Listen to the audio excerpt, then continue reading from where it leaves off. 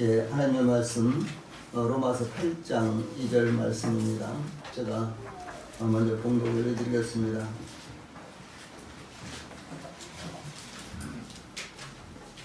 하나님의 말씀 로마서 8장 2절 말씀 제가 봉독을 해드리겠습니다. 이는 그리스도 예수 안에 있는 생명의 성령의 법이 죄와 사망의 법에서 너를 해방하였습니다. 아멘. 자, 앞에 보시고 같이 한번 읽읍시다. 한 절밖에 안 되니까. 시작. 이는 그리스도 예수 안에 있는 생명의 성령의 법이 죄와 사망의 법에서 너를 해방하였습니다. 아멘.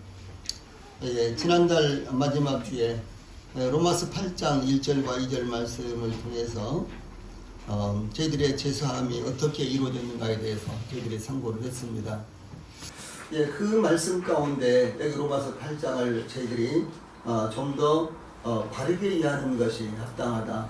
또 우리 그리스도인들이 복음을 전할 뿐만 아니라 믿음 가운데 저희들이 확실한 이와 같은 기초를 놓는 것이 필요하다. 이런 생각 때문에 로마서 8장 2절 말씀을 오늘은 택했습니다.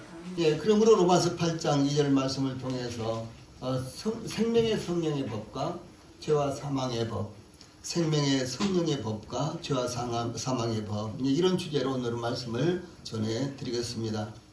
이 사도 바울이 예수 그리스도의 곳으로 이 부르심을 받은 이 하나님의 사랑하심을 받고 성도로 부르심을 받은 로마에 있는 성도들에게 편지를 쓰면서 우리가 용서받아야 할 죄는 무엇이며 그 죄를 용서하시기 위해서 하나님께서 어떻게 구속의 은혜를 베푸셨는가, 이와 같은 말씀이 1장에서 로마서 1장에서 7장까지 증거가 되고 있습니다. 이 사도 바울은 이어서 8장을 시작하면서 그러므로 이제 그리스도 예수 안에 있는 자에게는 결코 정죄함이 없나니 라고 우리가 용서받아야 할 죄에 대해 결론을 선포를 합니다. 그리고 이어서 이제 이 말씀을 통해서요, 곧 그리스도 예수 안에 있는 자에게는 결코 정죄함이 없나니 라는 말씀은 죄에 대해 불안과 초조함 가운데 염려하는 모든 믿는 이들에게 무죄를 선고하는 법관의 선고와 같은 것입니다. 이것은 하나님께서 그렇게 선고를 하신 것입니다. 이어서 사도 바울은 결코 정죄함이 없나니 라는 선언의 이유를 증거하고 있는데 2절에 이는 그리스도 예수 안에 있는 생명의 성령의 법이 죄와 사망의 법에서 너를 해방하였습니다. 이렇게 밝히고 있습니다. 그러면 믿는 자들을 결코 정죄할 수 없도록 역할을 한 생명의 성령의 법과 죄와 사망의 법 사이에 어떤 역사가 이루어지고 있는가, 이와 같은 법들은 각각 무엇이며 또 어떤 역사가 이루어지고 있는가, 이것을 이 시간에는 상고하려고 합니다.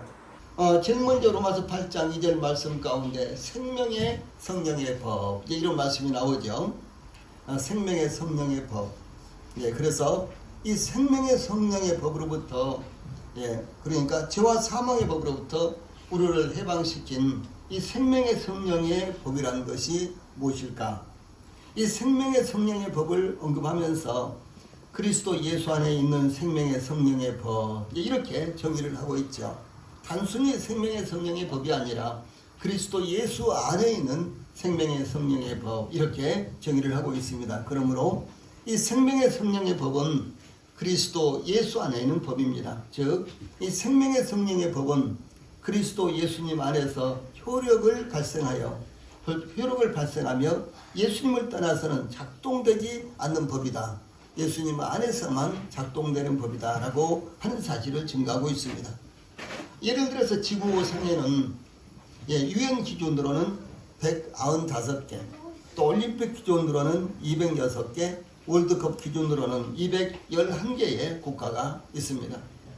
그런데 이런 국가들마다 다 각각 다른 법을 갖고 있는데, 미국은 이 연방정부와 50개 주정부로 구성되어 있는데 주정부의 법은 서로가 다 이렇게 각각 다릅니다. 또 각 국가들의 법이나 연방정부의 법은 때로는 서로 비슷하기도 하지만 완전히 상충되기도 합니다. 즉, 남한과 북한의 법은 얼마나 다를까요? 아마도 그야말로 비슷한 것이 없을 정도 천지차별의 차이가 있을 것입니다. 그러므로 남한에서는 상을 줄 만한 일인데 북한에 가면 총살령에 해당하는 아마 이와 같은 법도 틀림없이 있게 될 것입니다. 지난 15일 이 제21대 국회의원 선거에서 탈북자인 태구민 태용호 씨죠. 후보가 서울 강남갑에서 당선되자 북한은 다음 날인 17일 아주 신랄하게 비판을 했습니다. 이렇게 비판을 했어요. 여기 아래에 있는 말씀처럼 강남구는 부피와 마약, 도박의 속을 부자들과 특권층이 많이 살고 있어 서울 보통시 강남 특별구라고 불린다. 이곳에는 부패 타락한 생활에 물든 자들이 우글거리는 각종 유흥시설과 유곽들이 버젓이 운영되고 있다고 비난했습니다. 또한 4년 전 남조선 사회를 충격에 빠뜨린 박근혜 최순실 추문 사건의 주범인 최순실도 이곳에서 부와 방탕한 생활을 하면서 특권층 족속들과 박근혜를 쥐고 흔들었다고 한다. 이렇게 그야말로 아주 모든 동원할 수 있는 언어를 다 동원해서 이렇게 비난을 했습니다. 이와 같이 보는 관점과 그 국가의 법에 따라서 이제 판단이 다르는데, 그러므로 생명의 성령의 법은 그리스도 예수님 안에서만 작동되는 법으로서 그러므로 그러므로 이 그리스도께서 십자가에서 성취하신 구속을 바로 생명의 성령의 법이다. 이렇게 이제 말씀하고 있습니다. 그러므로 생명의 성령의 법은 구원의 복음 즉 십자가의 복음을 의미합니다. 그러면 예수님께서 어떻게 생명의 성령의 법을 완성하시고 선포하셨을까요? 사도 바울은 그리스도 안에서 이루어진 이 구속에 대해서 다음과 같이 증거하고 있습니다. 이 로마서 3장 23절 24절은 아주 핵심적인 말씀인데, 그 중에서도 특별히 이 로마서 아니 성경 전체에서도 대단히 중요한 이와 같은 요지의 말씀입니다. 복음 그러면 로마서 3장 23절 24절을 떠오를 정도로 요한복음 3장 16절과 대등하게요 대단히 중요한 이와 같은 말씀이니까 우리 성도들도 잘 기억을 해두시기를 바랍니다. 이 모든 사람이 죄를 범하였음에 하나님의 영광에 이르지 못하더니 그리스도 예수 안에 있는 속량으로 말미암아 하나님의 은혜로 값없이 의롭다 하심을 얻은 자 되었느니라. 여기서 그리스도 예수 안에 있는 속량, 이것이 대단히 중요한 이와 같은 말씀입니다. 그래서 그리스도 예수 안에 있는 속량은 바로 생명의 성령의 법, 그리스도 예수 안에는 생명의 성령의 법과 유사한 이와 같은 의미를 가지고 있습니다. 또 베드로전서 3장 18절에서도 그리스도께서도 단번에 죄를 위하여 죽으사 의인으로서 불의한 자를 대신하셨으니 이는 우리를 하나님 앞으로 인도하려 하심이라. 이렇게 증거하고 있습니다. 이와 같이 이 생명의 성령의 법은 그리스도의 십자가의 구속으로 성취된 법, 바로 이 복음을 의미한다라고 하는 사실입니다. 두 번째로는 죄의 법이라는 말씀입니다. 이 죄와 사망의 법은 죄의 법과 사망의 법을 이렇게 나눌 수 있는데, 죄의 법과 사망의 법을 의미합니다. 죄의 법은 죄를 범했을 때 어떤 대가를 받아야 하는가에 대한 법이며, 또 죄가 무엇인가, 또 죄를 범했을 때 어떤 이제 대가를 받아야 되는가, 이것이 바로 죄의 법입니다. 또 이 사망의 법은 죄로 말미암아 불가피하게 불강력적으로 죄 때문에, 즉 사람으로서는 피할 수 없는 죄에 대한 책임이 있다라고 하는 사실을 가리킵니다. 이 죄범은 죄를 범했을 때 어떤 처벌을 받는가를 의미하는데, 죄법은 죄가 크든지 혹은 아주 중요하거나 그러니까 아주 중요한 죄이거나 아니면 가볍거나 관계없는 죄는 어떤 것이든지 하나님을 거역하는 것, 또 하나님께 불순종하는 것, 하나님을 믿지 않는 것, 이와 같은 것들을 가리킵니다. 죄가 무엇이냐? 세 가지로 구분할 수 있어요. 하나님을 거역하는 것, 하나님께 불순종하는 것, 하나님을 믿지 않는 것, 이와 같은 것들이 바로 죄입니다. 그러므로 아담과 하와가 하나님께서 금하신 실과를 따먹었을 때 죄가 되었습니다. 로마서 6장 23절에서는 죄의 삭은 사망이요 라는 말씀이 바로 죄의 법이다라고 하는 사실입니다. 이와 같이 죄를 범했을 때 무엇이 죄인가, 혹은 죄를 범했을 때 그 결과가 어떤 것인가 하는 것이 바로 죄의 법입니다. 그렇다면 죄의 법이라는 것은 율법을 의미합니다. 율법은 죄가 무엇인가를 정의하고 있습니다. 또한 율법은 죄의 대가가 무엇인가도 밝히고 있습니다. 그러므로 율법은 종교의 기능, 즉 무엇이 죄인가에 대해서 규명하고 있는 이런 기능을 갖고 있는 것입니다. 만약 법이 없다면 어떻게 될까요? 예, 법을 없다면 법을 어긴 사람도 당연히 없겠죠. 법이 없는데요. 그렇죠? 예, 2016년 이전에 이 사법농단에 관여한 14명의 판사들이 줄줄이 입건이 돼서 수사를 받았습니다. 예, 그런데 이들은 이 재판 결과요, 이들은 징계 사유는 되지만 형사처벌할 수 있는 법이 없다고 지난 2월에 판결을 내렸습니다. 잘못하기는 잘못했는데 이들을 이제 규명할 이와 같은 법이 없다. 그래서요, 이들 모두가 다 이제 무죄 판결을 받았습니다. 만약에 어떤 사람이 도둑질을 했지만 그 도둑놈을 처벌할 수 있는 법이 없다면 그 사람은 처벌할 수가 없을 것입니다. 우리나라 법에 만 14세 이하의 소년이 죄를 범했다면 이 살인죄라도 처벌하지 못하고 소년을 해서 교정을 받도록 법이 정하고 있습니다. 또한 14세 이상 19세 이하는 이 사형에 해당하는 죄를 범하더라도 15년 이상을 감옥에 보낼 수 없도록 법이 정하고 있습니다. 법이 그렇게 정해진 거예요. 그래서 이제 요즘은 뭐 소년범들이 굉장히 안 좋은 죄를 많이 범하잖아요. 그런데 처벌할 법이 없다는 거예요. 왜?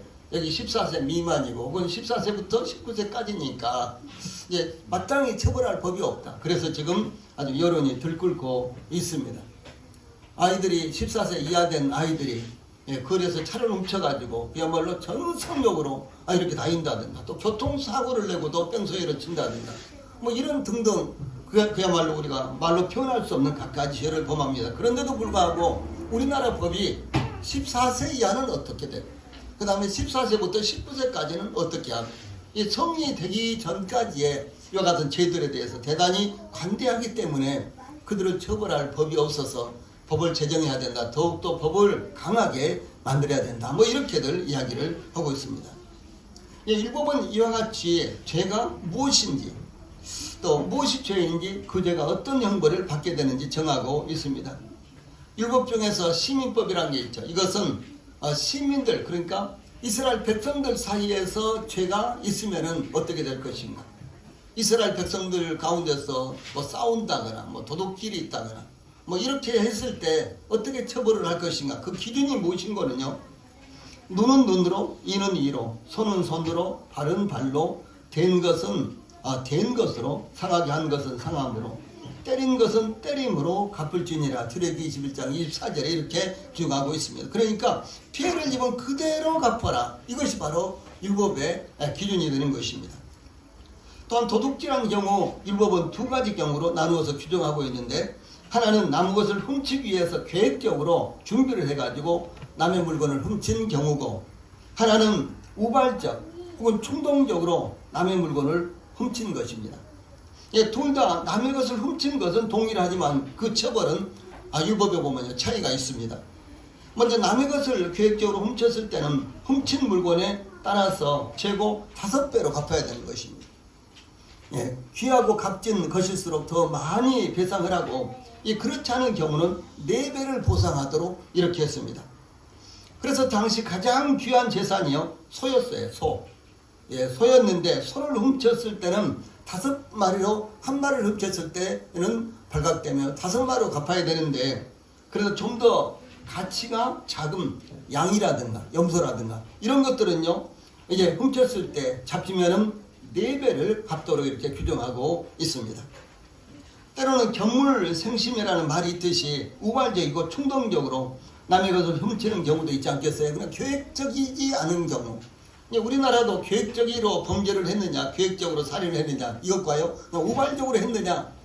갑자기 술 한 잔씩 마시고 있는데 옆에서 친구가 좀 상스러운 말을 해가지고 한 대 딱 때렸는데 전혀 때릴 의사도 없이 그냥 한 대 때렸는데 죽었다. 그런 경우는 굉장히 정상이 참작이 되죠. 이와 마찬가지로 율법에서도 우발적이고 충동적으로 남의 것을 훔치는 경우도 있는데, 그때 훔친 물건이나요 가축을 2배로 갚는 거예요. 이 평상시에는 몇 배? 5배나 4배로 갚아야 되는데, 이제 전혀 계획이 없이 우발적으로 충동적으로 혹은 또 견물생심이라고 이런 이제 상황 가운데서 도둑질을 했을 때는 2배로 갚도록 이렇게 한 것입니다. 그래서 출애굽기 22장 1절에 보면 사람이 소나 양을 도둑질하여 잡거나 팔면 그는 소 한 마리에 소 5마리로 갚고 양 한 마리에 양 4마리로 갚을지니라. 이렇게 구분을 하고 있어요. 얘 소는 5마리고 얘 양은 4마리인가. 그것은요 그 도둑질의 정중에 있습니다. 예, 아주 값진 것을 훔쳤을 경우에 5배로, 또 아주 값진 것이 아닐 경우는 4배로 이렇게 갚으라고 하고요. 그 다음에 출애굽기 22장 7절에 보면은 사람이 돈이나 물품을 이웃에게 맡겨 지키게 하였다가 그 도둑집에, 그 이웃집에서 도둑을 맞았는데 그 도둑이 잡히면 갑절을 배상할 것이고 그랬어요.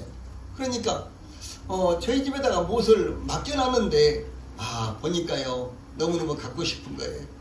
자꾸 보면 볼수록 욕심이 나는 거예요. 그러니까 잊어버렸다고 하면 딱 내가 숨겨놓고요 잊어버렸다고 이제 거짓말 하는 거예요. 그럼 나중에 우리 집에서 나왔어요. 그러면 뭐예요? 훔친 거지요. 이것은 도둑질한 거죠. 그럴 때는 배를 갚아라 이렇게요. 이것은 전혀 계획적이지 않으니까 이렇게 하도록 한 것입니다. 예, 이와 같이 국가도 사회도 율법도 각종 범죄를 죄 여부와 그 죄에 대해서 이 처리 기준을 제시를 하고 있습니다. 그러므로 사도 바울은 율법은 어떤 목적을 갖고 있는가에 대해서 이렇게 증거를 하고 있습니다. 예, 로마서 3장 19절로 20절에 보면 우리가 알고 있냐 물은 율법이 말하는 바는 율법 안에 있는 자들에게 말하는 것이니 이 모든 입을 막고 온 세상으로 하나님의 심판 아래에 있게 하려 함이라. 그러므로 율법의 행위로 그의 앞에 의롭다 하심을 얻을 육체가 없나니 율법은 죄를 깨달음이니라. 이 로마서 3장 19절 20절 말씀인데 19절에서는 율법에 비춰봤을 때 모든 사람들이 다 죄인이다. 죄인이 아닌 사람이 한 사람도 없다. 이것을 선언하는 것이고, 그래서 이제 로마서를 쓰면서요, 로마서 1장 18절부터 로마서 1장에서는 이방인들이 보니까, 그러니까 이스라엘 백성들이 아닌 이방인들을 보니까 이방인들은 죄인이다. 그럼 2장에 가서는 그러면 이방인들만 죄인일 뿐만 아니라 이스라엘 백성들도 동일하게 죄인이다. 그 다음에 이제 3장에 가서 3장 1절로 3장 18절까지에서는 이방인들도 죄인이요 이스라엘 백성들도 죄인이요, 그러니까 모든 사람이 다 죄인이다. 예, 그래서 3장 20절에 가서 모든 사람이 죄를 범하였음에 하나님의 영광에 이르지 못하더니 이렇게 선언을 하고, 이어서 이제 25절 또 26절에서도 동일하게 이렇게 말씀하고 있는 것입니다. 예, 그 다음에 이제 율법의 역할에 대해서요, 로마서 4장 15절에서는 율법은 신노를 이루게 하나니 율법이 없는 곳에는 범함도 없느니라. 그러니까 법이 없으면은 죄를 범해도 그것을 처벌하지 못한다. 그래서 율법을 정해 놓으시고 하나님께서 율법을 이스라엘 백성들에게 주시고 그 율법에 비춰봐서 모든 사람들이 죄인이요, 그리고 그 율법에 비춰봐서 모든 사람들이 하나님 앞에서 형벌을 받을 것이 틀림없다라는 것을 제시하고 있다는 것이죠. 또 로마서 7장 7절에 보면 그런즉 우리가 무슨 말하리요? 율법이 죄냐? 그럴 수 없느니라. 율법으로 말미암지 않고는 내가 죄를 알지 못하였으니 곧 율법이 탐내지 말라 하지 아니하였다면 내가 탐심을 알지 못하였으라. 무슨 말인고는 우리나라에 이제 헌법도 있고 여러 가지 법률들이 많이 있잖아요. 나는 그 법률을 도저히 지킬 수가 없어. 나는 욕심이 많아서 나는 세금을 다 낼 수가 없어. 자, 그렇다면 그 세금에 대한 그 법이 잘못된 것이 아니라 내가 잘못된 것이라는 말이죠. 그런 말씀이 여기 지금 로마서 7장 7절입니다. 이와 같이 죄를 범했을 때 반드시 그 죄에 따라서 처벌을 받게 됩니다. 이것이 바로 죄의 법입니다. 그러면 이제 사망의 법은 무엇일까요? 이 사망의 법에 대해서요, 죄와 사망의 법 이렇게 되어 있는데, 이것은 죄의 법과 사망의 법 이 두 가지를 가리켜서 죄와 사망의 법 이렇게 말합니다. 그러면 죄의 법은 율법을 가리킨다고 볼 수 있는데, 내게는 율법을 가리키는데 이 사망의 법은 무엇을 의미할까요?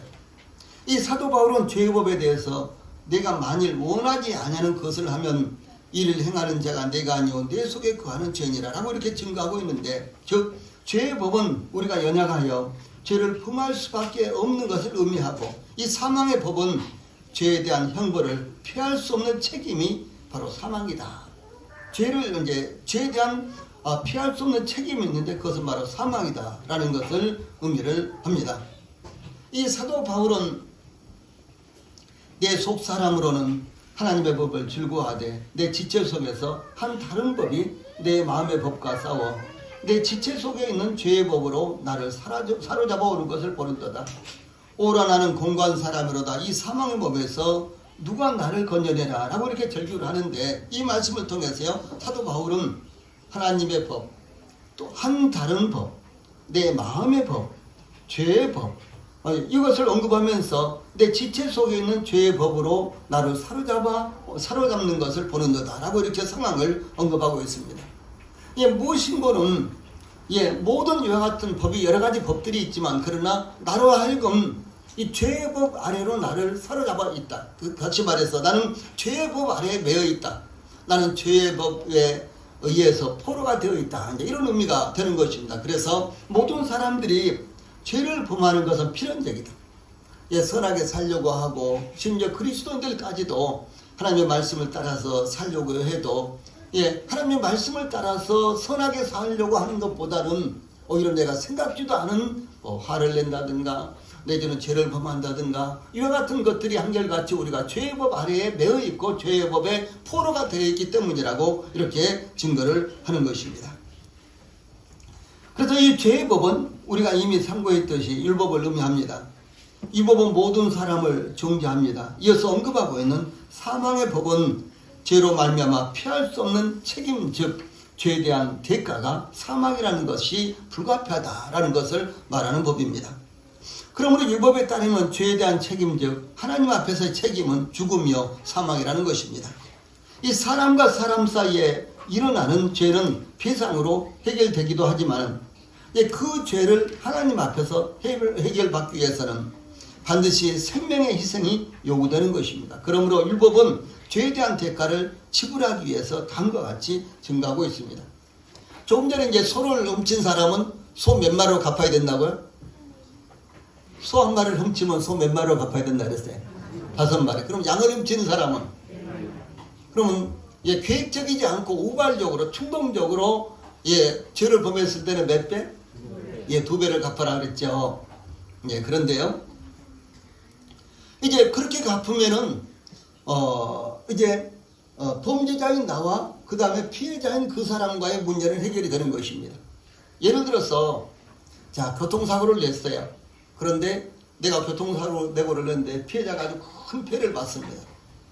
그런데 대략 이제 100만 원 정도 피해를 받는데 내가 200만 원이나 500만 원을 주면서 우리 합의합시다. 그러면 그 사람이 없는 것으로 해주는 거예요.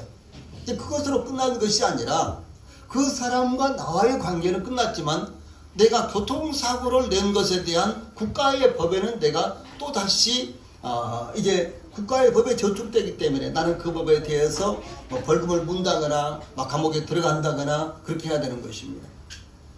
그러니까 대인 관계는 해결됐지만은 그러나 그 법에 대해서는 내가 아직 해결을 보지 못한 거예요. 그래서 하나님께서 이렇게 정했습니다. 만일 평민의 한 사람이 여호와의 계명 중 하나라도 부지 중에 범하여 허물이 있었는데, 그러니까 어떤 사람이 살다가 죄를 범했어요. 그런데 한참 지나다가 보니까 그것이 죄였구나. 여러분, 우리도 그렇죠. 어떤 사람은 끝까지 내가 잘못한 것이 없다고 우기다가 나중에 이제 논리적으로 계속해서 이야기를 들으면 그래 나도 좀 잘못이 있구나 이렇게 시인하는 사람들이 있죠. 법에서 대부분 다 그렇습니다. 다 자기들이 잘했다고 하고 잘못했다고 한 사람 없죠. 그런데 결국은 이제 재판 결과 어떤 사람이 얼마만큼 잘하고 어떤 사람은 잘못이 없고 뭐 이렇게 이제 판결이 되잖아요. 마찬가지입니다. 그래서 만일 평민의 한 사람이 여호와의 계명 중 하나라도 부지 중에 범하여 허물이 있었는데 그가 범한 죄를 누가 그에게 깨우쳐주면 당신 그거 죄야, 그거 잘못이야 이렇게 이제 깨우쳐주면은 그러면 이제 그 사람과의 관계에서는 이제 배상을 함으로 이렇게 해결이 되지만 하나님 앞에서는 어떻게 할 것인가? 28절 중반부에 그는 흠없는 암염소를 끌고 와서 그 범한 죄로 말미암아 그것을 예물로 삼아 그 속죄 제물의 머리에 안수하고 그 제물을 번제물을 잡는 곳에서 잡을 것이요 제사장은 손가락으로 그 피를 찍어 번제단 뿔들에 바르고 급히 전부를 제단 밑에 쏟고 그 모든 기름을 화목제물의 기름을 떼어낸 것 같이 떼어내 제단 위에서 불살라 여호와께 향기롭게 할지니 제사장이 그를 위하여 속죄한즉 그가 사함을 용서를 받으리라. 이렇게 기록되어 있는 것입니다. 그리고 대인 관계에서 끝나는 것이 아니라 하나님 앞에서 하나님의 백성들이기 때문에 하나님 앞에서 그 죄에 대한 문제를 해결받아야 된다는 거죠. 예, 그래서 만일 기름 부음을 받은 제사장이나 이스라엘 온 회중이 여호와 앞에서 여호와 하나님께 죄를 범했을 때는 흠없는 수송아지를 제물로 드려야 됐습니다. 또 만일 족장이 하나님께 죄를 범했을 때는 순념소를 속죄 제물로 드려야 됐고요. 평민의 한 사람이 하나님께 죄를 범했을 때는 여기 있는 대로 암염소나 또 그 다음에 나오는 말씀이 있는데 거기에 보면 어린 양을 속죄 제물로 드려야만 되었습니다. 예, 그래서 이와 같이요. 하나님께 죄를 범했을 때 속죄 제물로 드렸다는 것은 죄는 반드시 생명의 희생이 따른다라고 하는 것입니다. 그래서 대인 관계에서는 그 대가로 그 대가에 따라서 정한 율법에서 정한 이 정해놓은 것에 따라서 배상을 하면 되지만 하나님 앞에서는 어떤 죄를 범했든지 간에 속죄 제사를 드려야 된다. 그러면 자 무엇입니까? 이 속죄 제사의 기본 원리는 희생이에요. 죽음입니다. 바로 이 죽음으로 하나님 앞에서 죄값을 갚아야지만 죄를 용서받을 수 있다라고 하는 것입니다. 예, 그러므로 이렇게 레위기서 17장 11절에서는 육체의 생명은 피에 있음이라 내가 이 피를 너희에게 주어 제단에 뿌려 너희의 생명을 위하여 속죄하게 하였나니 생명이 피에 있으므로 피가 죄를 속하느니라. 이렇게 기록하고 있고 또 히브리서 9장 22절에는 피 흘림이 없은즉 사함이 없느니라. 똑같은 말씀입니다. 이렇게 기록이 되어 있습니다. 예, 그러므로 여기서 중요한 것이 무엇인 거는요. 죄의 법은 율법을 가리키고 또 어떤 죄든지 하나님 앞에서는 그 죄의 대가가 생명의 희생이라는 것을 가리키는 것이 바로 사망의 법이라고 하는 것입니다. 그러므로 이 세상 살고 있는 모든 사람들, 예, 이스라엘 백성들뿐만 아니라 모든 사람들은 이 죄의 법 아래 있고 뿐만 아니라 사망의 법에 의해서 이제 반드시 판결을 받아야 된다는 사실을 말씀하고 있는 것입니다. 자, 그 다음에 이제 마지막으로 생명의 성령의 법과 죄와 사망의 법은 그럼 어떤 관련이 있는가? 이제 이런 말씀이 나타나고 있습니다. 율법을 지켜서 구원받으려고 한다거나 의롭게 살려고 하는 사람들, 심지어 하나님 앞에서 경건하게 살려고 하는 그리스도인들까지도 그 마음 안에는 두 가지 법이 있습니다. 이 사도 바울은 로마서 7장 21절로 23절에서 이렇게 고백하고 있어요. 그러므로 내가 한 법을 깨달았노니 곧 선을 행하기 원하는 나에게 악이 함께 있는 것이로다. 내 속사람으로는 하나님의 법을 즐거워하되 내 지체 속에서 한 다른 법이 내 마음의 법과 싸워 내 지체 속에 있는 죄의 법으로 나를 사로잡는 것을 보는도다. 이렇게 고백을 합니다. 이 사도 바울 안에서 선을 행하기 원하는 마음의 법과 한 다른 법이 그의 지체 속에 있는 죄의 법으로요 자신을 사로잡아 이 사도 바울이 원하는 것을 하지 못하게 한다라고 하는 것입니다. 특별히 이것은 우리 그리스도인들이 자주 경험하는 것인데 우리 그리스도인들도 의롭고 경건하고 거룩하고 하나님의 뜻을 따라서 살려고 하지만 그것이 용이하지가 않습니다. 예, 갑작스럽게 화를 낸다든가 아침에 전혀 생각지 않았는데 엉뚱하게 어떤 일이 일어나서 그야말로 안절부절한다든가 그런 경우가 얼마나 많이 있습니까? 전혀 생각지 않았는데 거짓말을 하게 된다든가 혹시 여러분 그렇지 않습니까? 아니면 아무것도 아닌 건데 그냥 뻥튀기를 해가지고 이야기를 한다든가 부풀려서요 이렇게 이야기를 한다든가 혹시 여러분들은 그런 경우 없습니까? 저는 아주 잘 그래요. 며칠 전에 어떤 사람이 자꾸 나이를 물어봐요. 저 나이.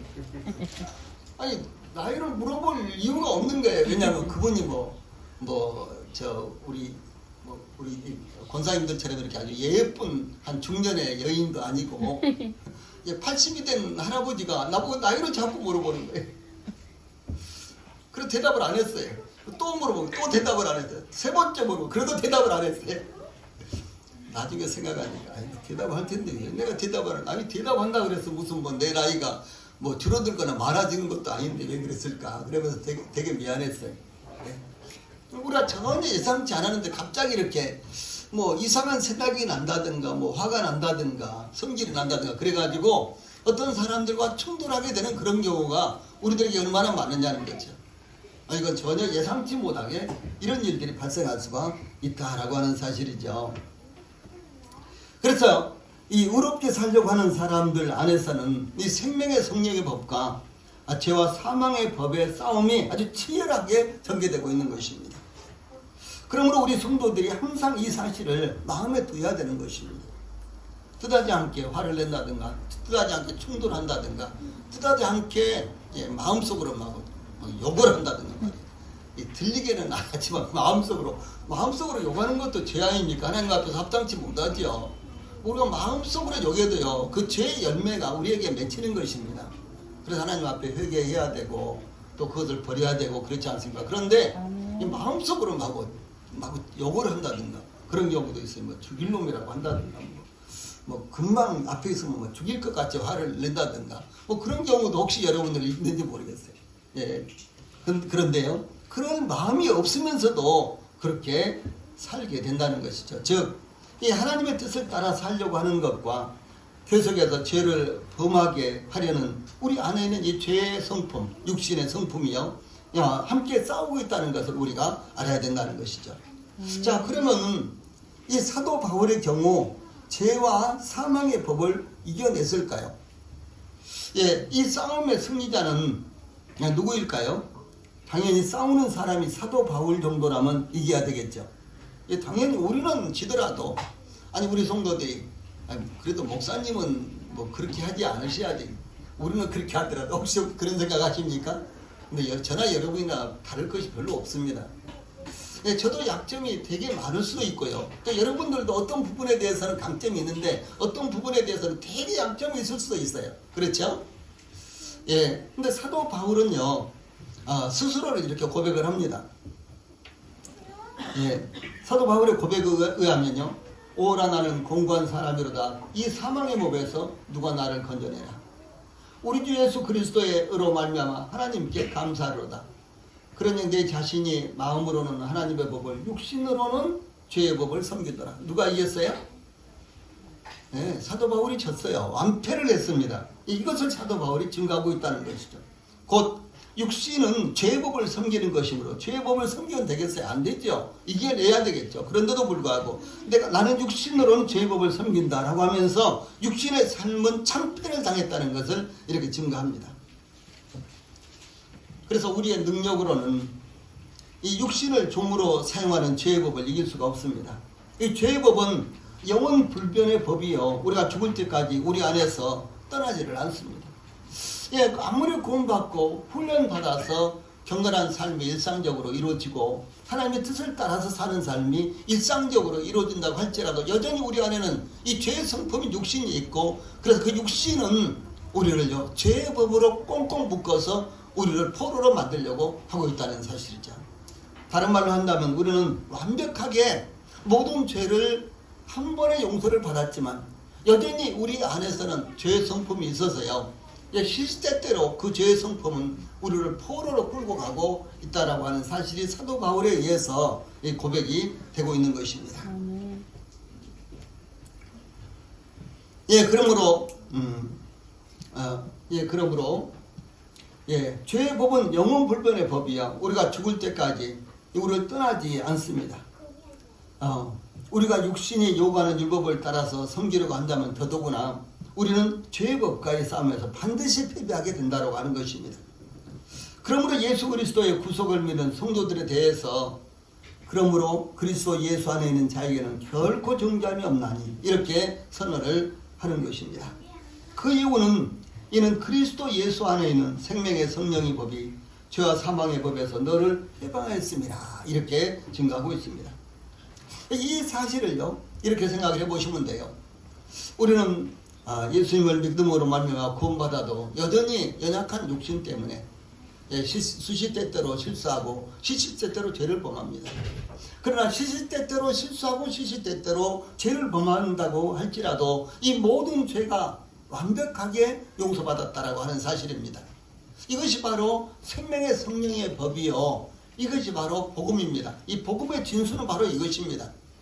어떤 이들은 아주 열심히 회개기도 하고 열심히 율법을 지키려고 이렇게 하면서 최대한으로 헌신하고 충성하고 봉사하면서 신앙생활을 하려고 하고, 조그만 죄도 용납이 안 돼서 하나님 앞에서 울며 불면서 회개기도 하지만은 그 다음날 똑같은 삶을 사는 다람쥐 쳇바퀴 도는 시기에 이런 삶을 살게 된다라고 하는 것입니다. 이것이 바로 죄의 법이에요. 이 죄의 법은 모든 사람들을 이 죄의 포로가 되도록 이렇게 얽매고 있는 것입니다. 이것은 주 예수님께서 다시 오실 때, 그 다음 우리가 변화가 되어서 틀림을 받을 때까지 이것은 절대로 없어지지 않은 것이고, 우리가 이 땅에서 주 예수님을 만나지 못한다면은 우리가 죽음으로 말미암아 우리가 죄의 법에서 해방을 받는 것입니다. 그래서 이 죄의 법은 결코 우리에게서 떠나지를 않는 것입니다. 그러므로 사도 바울은 여기 2절에서 이는 그리스도 예수 안에 있는 생명의 성령의 법이 죄와 사망의 법에서 너를 해방하였음이라 라고 이렇게 증가하는 것입니다. 그리스도인들이 예수님의 구속을 받아들일 때, 즉 그리스도 예수 안에 있는 자들에게 이 생명의 성령의 법이 들어오게 되는 것입니다. 우리가 생명의 성령의 법을 따라서 구원을 받았을 뿐만 아니라 그 원리가 우리 안에 들어오게 되는 것입니다. 그러면 기존으로 우리 안에 있는 죄와 사망의 법과 당연히 우리 안에서 싸우게 되는 것입니다. 생명의 성령의 법과 죄와 사망의 법이 우리 안에서 계속해서 싸우는 거예요. 그래서 결과적으로 누가 이기느냐에 따라서요, 우리가 우리의 신앙생활 가운데 승리자가 되기도 하고 때로는 패배자가 되기도 합니다. 이 둘의 싸움, 즉 생명의 성령의 법과 죄와 사망의 법의 싸움은요, 필연적으로 이 생명의 성령의 법의 승리로 장식하게 된다는 거죠. 왜냐하면 이 복음은, 이 생명의 성령의 법은 영원한 것이고 영원히 그 가치나 능력이 떨어지지 않는 것입니다.